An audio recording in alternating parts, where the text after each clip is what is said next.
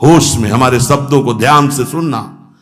जब इतना गलत हो जाता है तो अपना चेहरा अपने को पसंद नहीं आता और अपना जीवन अपने को पसंद नहीं आता और अपने अंदर से मन कहने लगता है नष्ट कर दो इस शरीर को। फिर वो जो आगे की लीलाएं होती है, अच्छा ऐसा हुआ, फांसी लगा ली, जहर खा लिया, ये कर लिया, वो कर लिया। यदि तुम परमार्थ के पथिक हो, ये तीन बातें नहीं है तो तुम्हारा पतन हो चुका है। हमारा मन भजन में लेकर, होटलों में खाओगे, भजन में मन लगेगा, अशुद्ध आहार करोगे, मनमानी व्यभिचार प्रवृत्तियों का दर्शन, संभाषण और क्रिया करोगे और तुम्हारा मन सच्चिदानंद प्रभु में लग जाएगा। तमाशा समझा है, तमाशा समझ लिया अध्यात्म में मन को लगाना। अपनी दिनचर्या में इतना पावर है कि जहर भी समन हो जाएगा। मीरा जी का समन हो गया ना। अगर नियम है 1:45 बजे उठने का, स्नान का, तो 1:45 बजे ही उठना चाहिए, 2 नहीं बजना चाहिए। अपने पास सामर्थ्य होने पर नीचापमानम सुधा, वो नीच है, हम उस पर शासन कर सकते हैं, पर उसके द्वारा किए हुए अपमान को सह गए और अंदर से मनाया भगवान तुम्हें सुखी रखे, स्वस्थ रहो।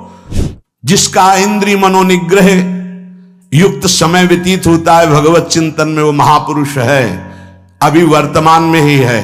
चिंता मत करो, स्थिति जागृत होने में देर नहीं। सच्ची सच्ची तुम में बहुत सामर्थ्य है, जागो।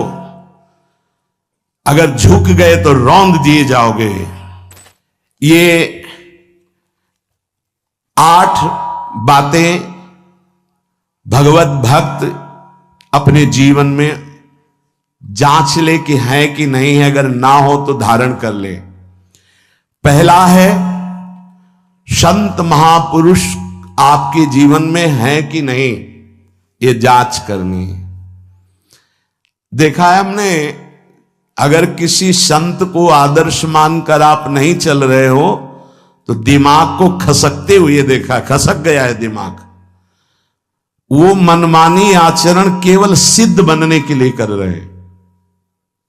उनके आचरण ऐसे कि भोले भाले लोग ये समझे कि ये तो सिद्ध है। और जानते हो सिद्ध किसे कहते हैं?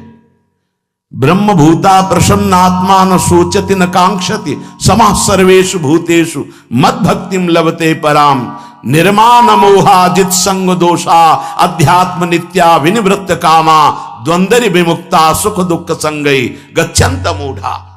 ये स्थिति आनी चाहिए। पूरा कोरा जैसे नाटक मंच पर नाटक किया जाता है ना, पूरा दिखाई देता है, पूरा नाटक। क्यों? क्योंकि कोई डांटने वाला नहीं है, कोई आदर्श नहीं है महापुरुष जीवन में। जो मन में आवे सो बोलो, जो मन आवे सो नाटक करो, तो 100 200 500 लोग भोले भाले जिनको ककहरा नहीं आता परमार्थ का, वो कह देते मेरे भगवान, मेरे सिद्ध योगी, मेरे महापुरुष मिटिया मेट कर देते हैं। बात तो तब समझ में आवे जब रसिक जन पास करे, गुरुजन पास कर दे।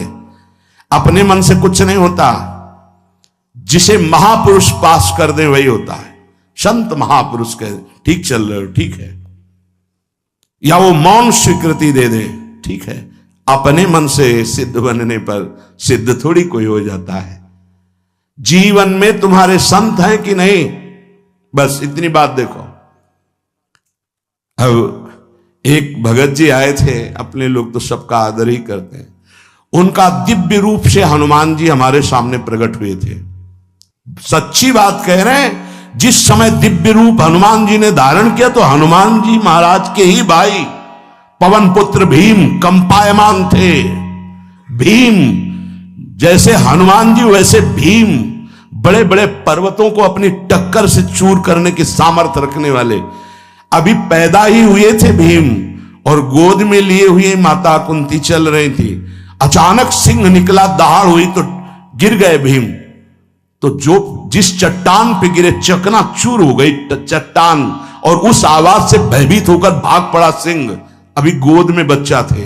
वो भीम जिस समय प्रार्थना की कि भैया मैं तुम्हारा वो दिव्य रूप देखना चाहता हूं, तो उनका काहे को तुम व्यर्थ में ऐसा तुम नहीं देख पाओगे। तो उनका हमारी लालसा है आपका छोटा भाई हूं तो पट्टहास किया हनुमान जी का वो दिव्य रूप कि कंपायमान होकर कह रहे थे, हे वायुपुत्र, हे पवन पुत्र, तुम अपने रूप का संवरण करो, मेरी सामर्थ्य नहीं। और वो व्यक्ति ऐसे कह रहा, मैं दिव्य हनुमान। हम